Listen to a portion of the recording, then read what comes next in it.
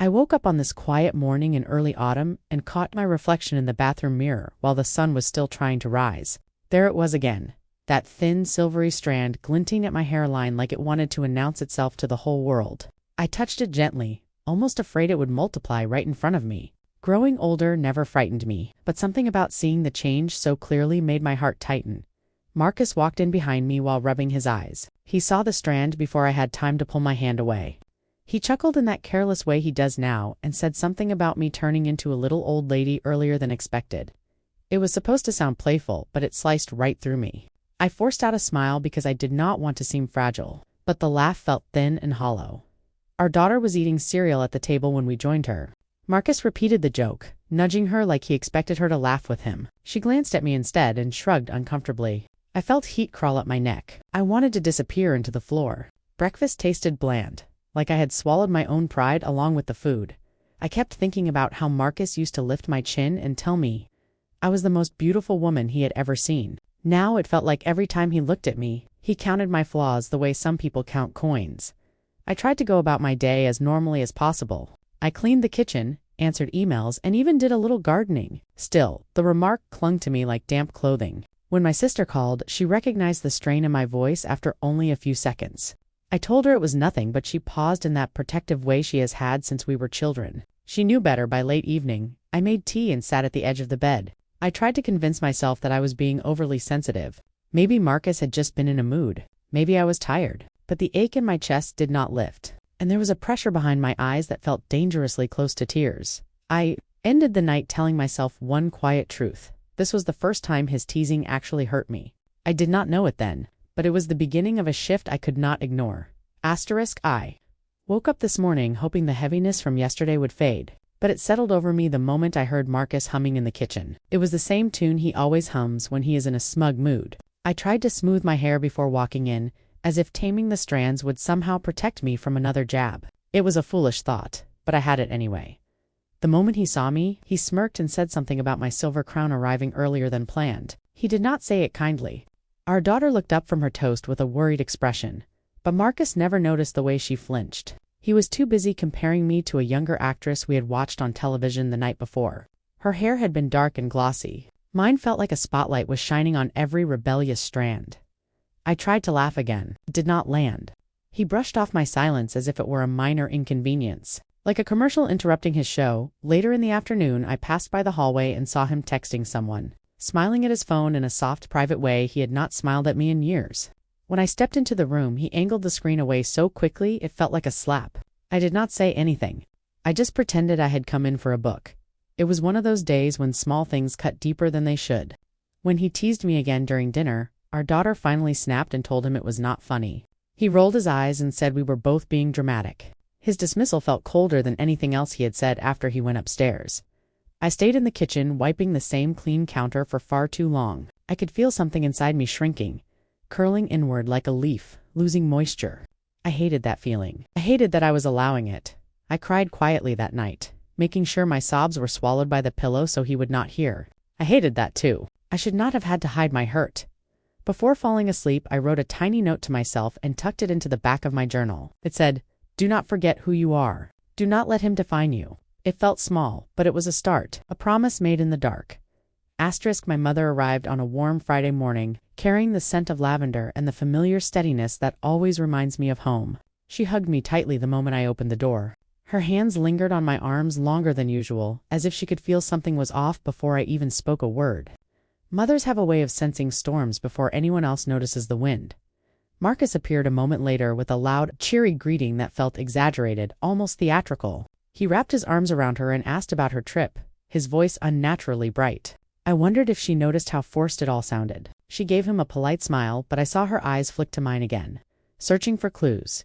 As soon as she settled in, she reached up and gently touched a streak of gray that framed my face. Her expression softened. She told me it looked like a beautiful silver ribbon and that some women paid good money for what I had naturally. I felt a warmth bloom in my chest, the kind that comes from being truly seen. Marcus passed behind her and rolled his eyes where he thought only I could see. Something in me sank. I felt embarrassment, but I also felt anger rising like a slow, steady tide. I knew then that I could not keep dismissing his behavior as harmless teasing. Throughout the weekend, my mother watched US with quiet attention. She saw the way Marcus corrected me over small things. She heard the sharpness in his tone when he thought she was not paying attention. She noticed the way I tried to smooth everything over before it became obvious. On Saturday afternoon, she pulled me aside in the kitchen. She closed the door gently before speaking. She said she felt tension in the house, like a wire pulled too tight. She asked if I was all right. Her voice was soft, but the concern in it made the truth rise in my throat. I nearly told her everything then, but I swallowed the words. I was not ready. Not yet.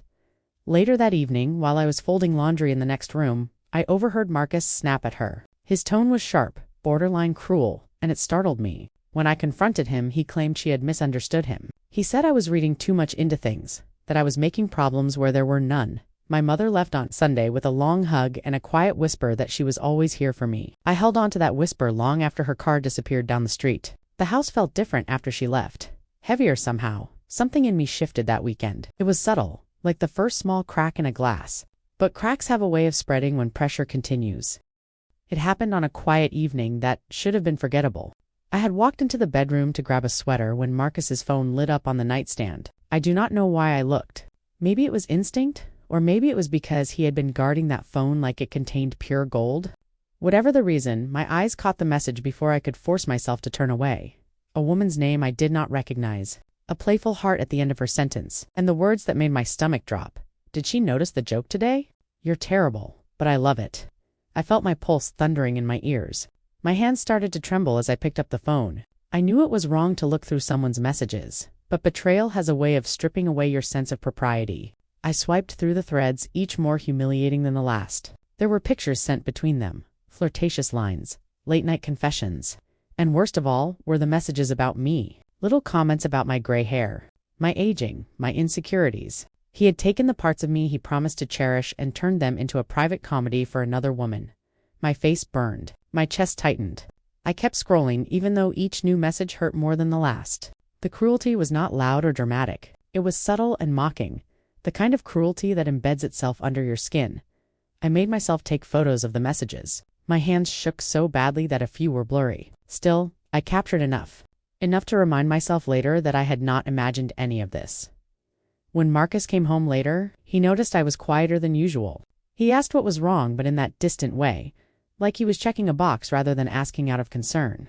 I told him I was tired. That was true. I felt exhausted all the way down to my bones. I called my sister once he went to bed. I barely managed to say hello before she heard the strain in my voice and demanded to know what was going on. I told her everything. Every message, every insult, every creeping suspicion I had ignored. She was furious. She wanted me to confront him immediately, but I was not ready. The pain was too fresh and raw. For several nights after that, I could not bring myself to sleep beside him. I spent some nights in our daughter's room, pretending I had fallen asleep while reading with her. She did not question it. She just curled against me like she sensed I needed the comfort. A cold distance grew between Marcus and me. He did not seem to notice it, or maybe he did and simply did not care. The silence between us became its own language, a language of endings. Asterisk, I never imagined I would find myself sitting in a lawyer's office, discussing my own will while my marriage quietly crumbled around me. Yet that is where I was on a soft, cloudy morning in early winter, clutching a folder so tightly that the edges left faint impressions in my palms. The past few weeks had drained me. My sleep was fractured. My appetite had thinned. Every time Marcus made a careless remark or ignored my presence, I felt another small piece of myself slip away. My mother noticed immediately when she visited again. She insisted I speak to someone who could help me protect myself. I resisted at first. It felt strange to plan for a future without Marcus, even if he had already abandoned me emotionally. But something inside me whispered that I needed to reclaim control before I lost even more of myself. The estate attorney, Mr. Holloway, was calm and patient. He spoke in full, measured sentences that eased my nerves. He listened carefully as I explained the situation. My voice shook when I told him about the messages I had found. I felt embarrassed, even though none of it was my fault. He never judged me. He simply asked questions that helped me think more clearly than I had in weeks. We reviewed my old documents. Ones Marcus and I had put together years ago when our daughter was still very small and our marriage still felt unshakable. Seeing his name listed everywhere as beneficiary made my stomach twist. I realized how vulnerable I was, how much power he held simply because I had assumed he valued me the way I valued him. Mr. Holloway explained my options. Each one felt like a step out of fog. He asked me to consider what I wanted my daughter's future to look like. The answer came easily. I wanted her secure. I wanted her protected from the chaos and instability that Marcus had brought into our lives. So I made choices that reflected that. I shifted everything toward her and my mother. Their names replaced his. It felt surreal. Like I was rewriting not only my legal documents but the entire trajectory of my life. We spent hours finalizing the details. When he suggested a formal reading someday in the presence of those mentioned and excluded, my chest tightened. The idea of Marcus sitting there, hearing every word aloud, felt both terrifying and strangely empowering. When I left the office, the air outside smelled like cold rain. I stood there for a long moment, letting the chill wake me up. I felt drained, but in a way that also felt cleansing, like I had rinsed away layers of guilt and fear. That afternoon, I promised myself something simple and powerful. I would not allow myself to be mocked or diminished anymore. Not by Marcus. Not by anyone. I went home feeling steadier than I had in months.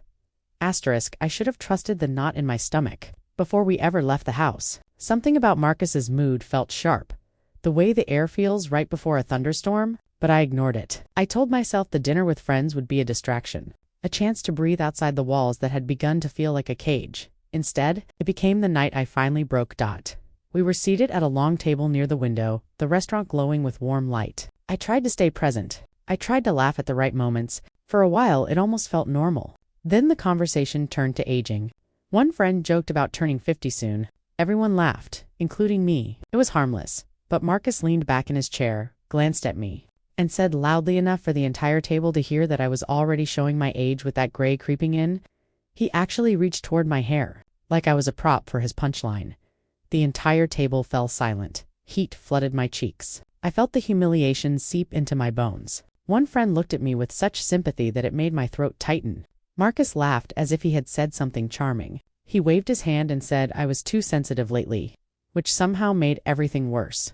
When I excused myself to the restroom, my reflection nearly startled me. My eyes were glossy, and my face looked hollow in a way I had not noticed before. I stared at myself under the bright lights, wondering when I had allowed this man to make me feel so small. When had the vibrant woman I used to be been replaced by someone who apologized for simply existing? After dinner, the drive home was thick with tension. The moment we stepped inside the house, the fragile restraint holding me together snapped. I asked him why he kept doing this. Why humiliating me had become a hobby. Why the jokes had turned cruel. He looked annoyed, not guilty. He said I was digging for problems. He said I needed to lighten up because gray hair was natural and he was just pointing it out, as if the joke itself was never the issue. As if the months of disrespect had not been slowly hollowing me out from the inside, the argument escalated quickly. He raised his voice. I raised mine. Our daughter stood in the hallway watching us with wide, frightened eyes. I hated that she was seeing us like that. I hated that she was seeing me like that. Then Marcus said something that split the air like a blade. He said I was aging poorly, that if I did not take better care of myself, he would not be the only one who noticed those words. I felt them in my chest like a physical blow. I finally stopped arguing. What was the point of trying to reason with someone who enjoyed hurting me? I walked past him, past the room that no longer felt like mine, and I stood in the living room until my breathing steadied that night. As the house settled into uneasy silence, I whispered a truth to myself that I had been afraid to say aloud. Something had to change immediately. It was the night I realized I deserved more, even if I was not yet brave enough to claim it out loud.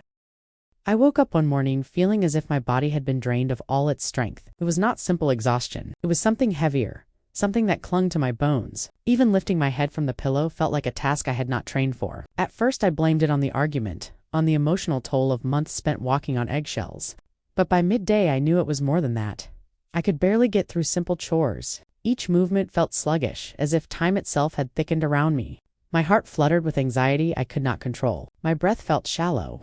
The world seemed muted, like someone had turned down the volume on my life. I kept telling myself I just needed rest, but rest did not help my mother, who had stopped by to drop off groceries, took one look at me and insisted we go to the doctor. Her voice was firm, the kind she used only when she was truly scared. I wanted to protest, but I could not muster the strength. She drove while I leaned my head against the cold window. Watching the bare winter trees blur past, the doctor listened carefully, taking notes as I described the fatigue, the dizziness, the constant tightness in my chest. After a long examination, he told me what I had feared deep down. My body was cracking under prolonged stress. My nervous system was worn thin. He spoke gently, but the words still felt sharp. He said I needed to rest, truly rest, or I would spiral further. I cried in the car afterward, Not loud sobs, but quiet tears that ran without permission. My mother squeezed my hand, whispering that she would not let me face this alone. When I told Marcus about the diagnosis later that evening, he barely reacted. He asked if I could still pick up our daughter from school the next day. His lack of concern was not surprising anymore, but it still managed to bruise something tender inside me. Our daughter, on the other hand, became even more attentive. She sat with me while I rested, bringing me water, adjusting my blanket, and asking if I needed anything. She had a softness that felt like balm on an open wound. A few days later, when I felt strong enough, I called Mr. Holloway again. We spoke privately while I sat in my car outside the pharmacy, the heater humming softly. He listened as I explained what was happening. He reminded me that the steps we had taken earlier were not only practical but necessary. He urged me to think, not from fear but from clarity. His steadiness helped anchor me. I began journaling more regularly in the evenings. The act of writing made me feel like I was gathering the scattered pieces of myself and placing them in one safe place. My words became a refuge, a quiet space where I could breathe. My mother offered to move in temporarily, and I accepted. Her presence filled the house with warmth that had been missing for so long. She cooked, she cleaned, she held me when I shook without understanding why. Slowly, I felt a bit of strength returning. Even so, I could sense something shifting inside me. I was no longer clinging to what my marriage used to be. I was beginning to see it for what it truly was. A place where I had been slowly disappearing. I thought I had already reached my limit. But life has a way of showing you just how much more you can endure before something finally snaps. It happened during a family gathering that should have been simple and pleasant. My cousins were visiting from out of state, and my mother insisted we all come together for dinner. I almost stayed home because my energy was still low, but I did not want to worry her. We arrived just after sunset, and the house buzzed with warm chatter and familiar laughter. For a brief moment, I felt like I belonged to something safe again. My daughter clung to my arm, excited to see everyone. I tried to absorb the comfort of it all. Marcus, however, walked in like he was stepping onto a stage. At first, he behaved normally. He chatted with relatives, refilled drinks, and pretended he was the attentive husband he used to be. But the mask started slipping as the night wore on. I saw the way he kept glancing at his phone. I saw the way he drifted away from me, edging closer to a woman I did not know well. A distant relative's friend who had joined the dinner. She was young. She was vibrant. She laughed a little too eagerly at everything he said. At first, I told myself I was imagining it. I told myself stress was playing tricks on me. But then Marcus touched her arm while telling a story. The same gentle touch he once reserved for me. They leaned in close. She whispered something. He smiled, that private smile I had not seen directed at me in a long time. My daughter saw it before I even reacted. Her eyes narrowed with a fury far beyond her age. She whispered, "Mom, are you seeing this?" Her voice trembled with anger. I felt something go cold inside me. Not jealousy, not sadness, just clarity. The kind that comes when you have finally run out of excuses for someone's behavior. I stayed only 30 minutes longer. I told my mother quietly that I was not feeling well and needed to leave early. She looked into my eyes for one long, heavy moment. I knew she understood the truth without needing the details. When Marcus and I reached the parking lot, he accused me of being dramatic for wanting to leave so soon. His voice was clipped, impatient, as if my discomfort were an inconvenience to him. I did not argue. I simply buckled my seatbelt and stared straight ahead until he started the car that night. After my mother had put our daughter to bed, I sat alone on the couch. My hands trembled, but not from fear. From decision, from the weight of a moment that had finally crystallized, I picked up my phone, opened the folder of screenshots I had taken weeks earlier, and sent them to Marcus with a single sentence. "I am done pretending I do not know." It took less than a minute for him to storm into the living room. He demanded explanations. He insisted I was blowing things out of proportion. He said the messages meant nothing. He said the flirting tonight was innocent. He said anything except what mattered. An apology. I stood up, walked to the bedroom, and packed a small overnight bag. Only essentials: clothes, toiletries, my journal, my charger. The things I needed to hold myself together. When he realized I was serious, his anger shifted into disbelief. He told me I was being irrational. He said I would regret leaving. He said a lot of things meant to shake my resolve. But my resolve had never been clearer. I called my mother and told her I was coming over. She did not ask questions. She simply said, "The door is open." As I drove away from my own home, I felt something I had not felt in years. Not relief, not joy. Something quieter, steadier. I felt my spirit returning. Marcus believed he still had control. He truly thought this was temporary. He had no idea that the lawyer would be contacting him soon. He had no idea that his arrogance had already cost him more than he could fathom. And for the first time in a long while, I was not afraid of what came next. The day of the meeting arrived wrapped in a cold stillness. It was late winter, the kind where the air feels thin and sharp against the skin. I wore a simple black coat, one my mother said made me look dignified. My daughter held my hand the entire car ride. Her grip was warm and steady, a reminder that I was no longer walking this road alone. Marcus was already in the waiting area.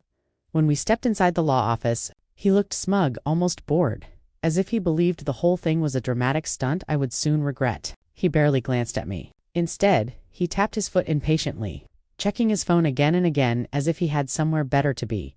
When Mr. Holloway finally opened the door to his conference room, I felt my heartbeat flutter. I told myself to breathe through it. My mother sat on one side of me, my daughter on the other. Their presence formed a protective circle around me. Marcus stood across the table, arms folded, an expression of mild annoyance on his face. He did not yet understand why he had been asked to join. The opening moments were quiet. Mr. Holloway adjusted his glasses and began reading the document in a calm, measured voice. Marcus kept shifting in his chair, sighing under his breath, as if he could not wait for the tedious formality to end. But then Mr. Holloway reached the part that mattered. He announced that the majority of my estate, including the house, the savings accounts, the retirement funds, and the personal assets would be passed directly to my daughter and my mother. Every major designation that had once included Marcus had been removed. Every safety net he expected to fall into had vanished.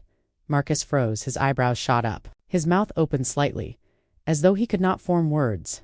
The smugness drained from his face in an instant. Replaced by something jagged and stunned, Mr. Holloway continued reading, detailing the legal changes I had made, the protections I had put in place, and the evidence I had provided to justify excluding Marcus entirely. When he mentioned the documentation screenshots of messages, notes about verbal belittlement, records of emotional neglect, Marcus shot up from his chair.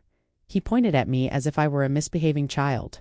His voice rose, frantic and sharp, insisting that I had manipulated everything. He accused me of misinterpreting his humor. He said I was overreacting, exaggerating, trying to punish him. His voice cracked on the last sentence. Mr. Holloway remained calm. He reminded Marcus that the decision was legal, final, and entirely within my rights. He also noted that Marcus's behavior today only reinforced the necessity of the changes. My daughter stood then. She faced her father with an expression I had never seen on her before, strength mixed with sorrow. She told him she had watched how he treated me. She told him she had heard the comments, seen the flirting, witnessed the disregard. She told him that if anything, I had been too patient. Marcus's face crumpled. For a moment he looked small, not because I had taken anything from him, but because he finally understood what he had lost. Not the money, not the house, not the legal privileges. He had lost the version of me who tolerated the hurt. The version of me who bent until I nearly broke. The meeting ended quietly. Marcus walked out without a word, his footsteps echoing down the hall. I sat there for a moment, letting the weight of everything settle in my chest. I was not triumphant. I was not spiteful. I simply felt free.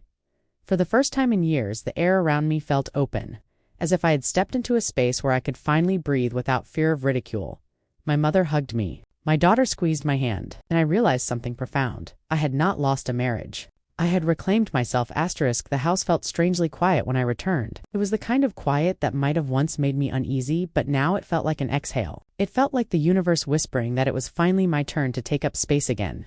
I walked from room to room slowly, touching the back of chairs, running my fingers along the hallway walls, feeling the stillness settle around me like a soft blanket. My daughter came in behind me and wrapped her arms around my waist. She held me for a long moment. She whispered that she was proud of me. Hearing those words from her, in that tender, steady voice, nearly brought me to my knees. I had spent so many years trying to give her stability, never realizing that she was offering me strength in return. My mother stayed for several weeks after the reading, insisting the house needed a fresh start. Together we rearranged furniture, opened curtains that had stayed closed for too long, and let sunlight flood the rooms. She brought in fresh flowers, soft blankets, and a few pieces of her own artwork to hang on the walls. The home felt warmer, healthier, as if it had finally shed its old, suffocating skin. I looked in the mirror one morning after taking a shower and noticed my gray streaks shining more brightly than they ever had, and for the first time I smiled at them. They were not a burden. They were not a symbol of decline. They were a testament, a roadmap of every struggle I had survived and every piece of myself I had reclaimed. Friends noticed the change in me too. They commented on how light I seemed, how peaceful, how present. I started wearing clothes that made me feel bold again. I I even cut my hair, shaping it into something that framed my face with confidence instead of fear. It felt like stepping into a version of myself I had forgotten. A few weeks later, I accepted a new job offer that had been lingering in my inbox for months. It was work I had always loved but had put aside because Marcus thought it was frivolous. Stepping into that office on the first day felt like breathing in fresh air. After years of holding my breath, Marcus called only once. His voice was soft, unfamiliar, almost pleading. He asked if we could talk. He said he had not realized how far things had gone. He said he wanted us to try again, but his words felt like echoes from a life I had already walked away from. I told him calmly and clearly that I wished him well but had no desire to return to the life we had shared. He was silent for a long moment before hanging up. I did not feel guilty. I did not feel triumphant. I simply felt done tonight. As I write this final entry, the house is quiet again. My daughter is asleep. My mother is reading in the guest room. The lamps cast a warm glow across the living room. I feel at peace in a way I did not think was possible anymore. I walked through fire, but I did not burn. I walked through darkness, but I did not stay lost. I walked away from a man who mocked me for aging, and toward a life that honors every year I have lived. If you would like, I can now create the thumbnail description with the elegant older Black woman and the powerful paragraph summarizing the emotional conflict.